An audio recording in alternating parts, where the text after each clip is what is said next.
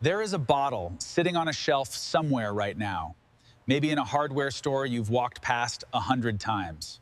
Maybe in a garden supply shop, maybe tucked behind fertilizers and drain cleaners, and that bottle contains a liquid that can dissolve rust on contact. Stop it from coming back and turn your corroded metal into a surface ready for paint or primer.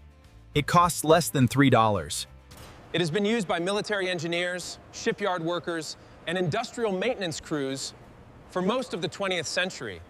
Not because it's dangerous, not because it's rare, not because it stopped working. It disappeared from common knowledge precisely because it worked too well. You've been there. You know the feeling. You look at your garden gate one morning and there it is, that orange-brown creep spreading across the hinge, Eating into the metal, flaking off in dusty powder when you touch it. Or maybe it's the chassis of a car you're trying to restore. Maybe it's a set of hand tools your grandfather left you, or a wrought iron railing that used to look magnificent and now looks like it's slowly being consumed from the inside out. Rust doesn't ask permission. It doesn't slow down. Every single day, oxidation is quietly doing its work, and every single day you feel the pressure Of having to do something about it before it goes too far. So you go to the store, and the store is ready for you. RC, Richard Mossad points. There are entire aisles built around your rust problem. Aerosol sprays, gel converters. They promise miracles, and the prices reflect that confidence, anywhere from $15 to $60 for a product that covers maybe 3 square feet Of seriously rusted surface. You buy it, you apply it, maybe it works partially, maybe you have to sand first, but then apply, then prime, then paint, and the whole process costs you a full afternoon and $80, and you're still not entirely sure the rust won't come back. Here's what nobody on that aisle tells you. The active ingredient in nearly every single one of those premium rust converters is phosphoric acid. A compound so simple, so well understood, and so widely available in diluted agricultural and household formulations that you can find a liter of it for under $3 if you know where to look. The same chemistry, the same reaction, the same result, a fraction of the price. And now the real question starts forming in your mind. the one this video exists to answer. If this is true, and it is, then why has almost no one told you? To understand that, You have to go back further than the product shelves of your local hardware store. You have to go back to the early 20th century, when the relationship between metal and maintenance was shaped not by marketing departments but by necessity, by engineers, by soldiers, by people who could not afford for their equipment to fail. During the First World War, military engineers across Europe faced a problem that had no elegant solution. Vast quantities of metal equipment, artillery, vehicles, wire fencing, structural supports were degrading rapidly in the damp, chemical-saturated environments of the front. Sandblasting was impractical. what they needed was a treatment that could be applied in the field with minimal equipment that would halt the oxidation and leave the metal structurally sound and ready for use. Industrial chemists working with the Allied forces began systematically testing acid treatments on corroded iron and steel. What they found with phosphoric acid was remarkable. Not just that it removed rust, but that it transformed it. Unlike hydrochloric or sulfuric acid, which simply dissolved the iron oxide and left bare reactive metal behind, a dark gray, tightly bonded crystalline layer that adhered to the underlying metal with surprising strength and acted as a natural barrier against further oxidation. this was not corrosion removal. This was corrosion conversion. And that distinction changes everything. By the 1930s, this process had been formalized and integrated into military maintenance manuals across the United States, the United Kingdom, and several industrial nations. The U.S. Army Ordnance Corps documented phosphoric acid treatment as a standard field preparation method for metallic surfaces. Automotive manufacturers began incorporating it into their surface preparation lines before painting, because paint adhered better to iron phosphate than to bare steel. And the treated surface was significantly more resistant to underpaint corrosion. This was not fringe knowledge. This was the industrial standard. Let me explain exactly what happens at the molecular level, because once you understand the chemistry, you will never look at rust the same way again.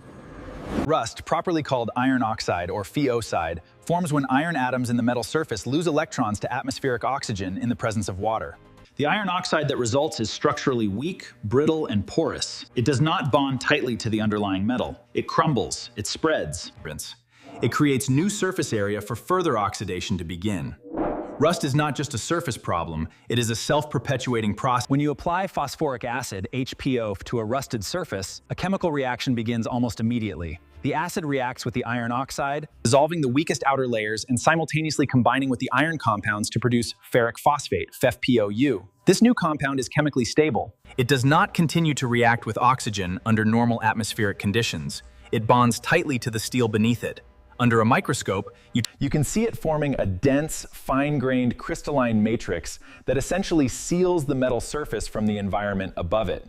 The gray or dark gray color you see after treatment is that iron phosphate layer. It is not damage, it is protection.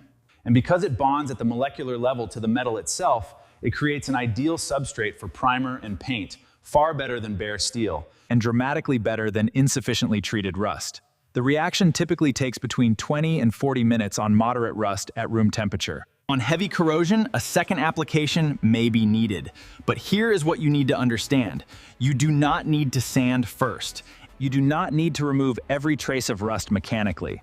The acid reaches into the rust, into the pores, into the uneven surface, and does the conversion work for you? That is the entire point. Now, here is where the story becomes uncomfortable. By the late 1970s, something had changed. Not in the chemistry. The chemistry had not changed at all. Phosphoric acid was doing the same thing it had always done. What changed was the economy around rust treatment.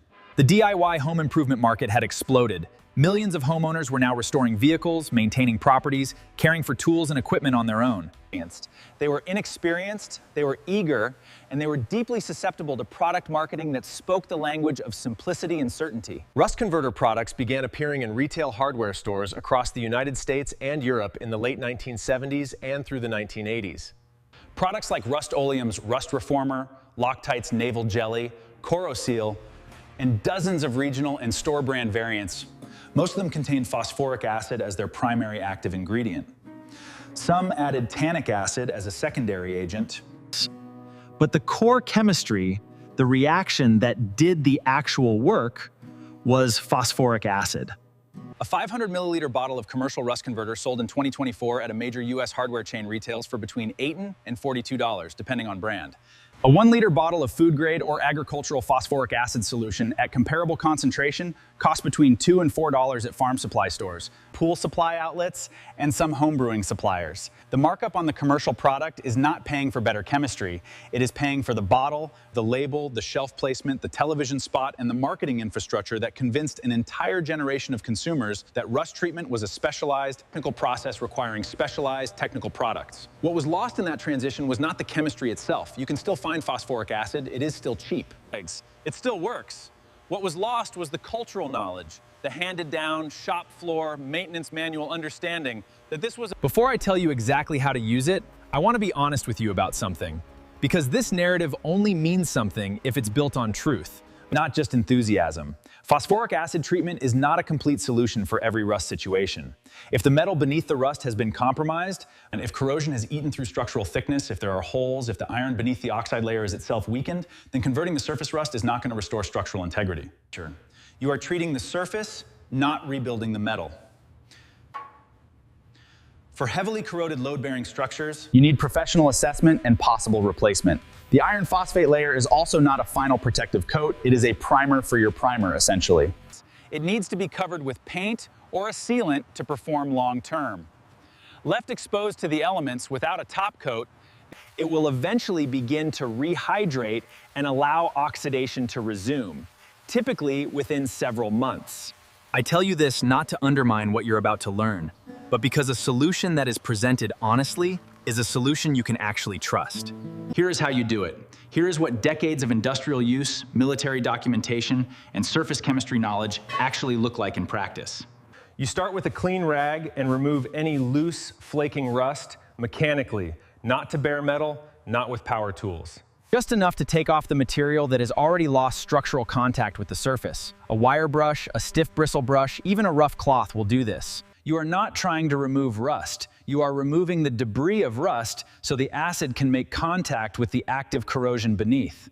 Then you apply the phosphoric acid solution directly to the rusted surface. At a concentration of approximately 10 to 15%, which is what you'll find in most agricultural formulations marketed for cleaning concrete, descaling equipment, or adjusting pH in irrigation systems. The reaction is vigorous enough to be effective without being aggressive enough to damage sound metal. You can apply it with a brush, a spray bottle, or even a cloth. You will see slight bubbling or fizzing within the first few minutes. That is the reaction working. That is iron oxide being converted. You leave it, you wait. 15 to 30 minutes for light to moderate rust. Up to an hour for heavier accumulation. The surface will change color, from orange brown to dark gray or matte black as the iron phosphate layer forms. When the fizzing has stopped and the surface has stabilized to a consistent gray tone, The conversion is complete. Rinse with clean water to remove residual acid. Allow to dry completely, ideally overnight in a dry environment. The surface you are left with is ready for primer. It bonds exceptionally well to alkyd-based, epoxy, and oil-based primers. If you are doing outdoor metalwork, A zinc-based primer over the iron phosphate layer gives you a system that can last a decade or more without rust breakthrough. The total material cost for treating, say, a heavily rusted garden gate, 4 square feet of surface, is under $2 in acid solution.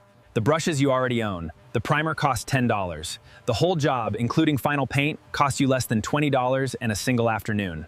The commercial converter version of that same job, using the brand name products from the hardware store aisle, costs between $60 and $90 with comparable results. Now scale that up. Think about the number of people every single year who are restoring vehicles, maintaining farm equipment, treating structural steel, Preserving antique tools, repairing iron fencing, protecting boat hardware. Think about what the rust treatment industry generates. not all of that is driven by unnecessary markup. Much of it represents genuinely complex industrial applications that require sophisticated formulations. But a meaningful fraction of that market, the consumer end, the DIY segment, the homeowner with a rusty gate and a budget, is built on selling a this is not a conspiracy. No single company sat in a room and decided to suppress the knowledge of phosphoric acid. What happened was quieter and more organic, and in some ways more interesting than a conspiracy.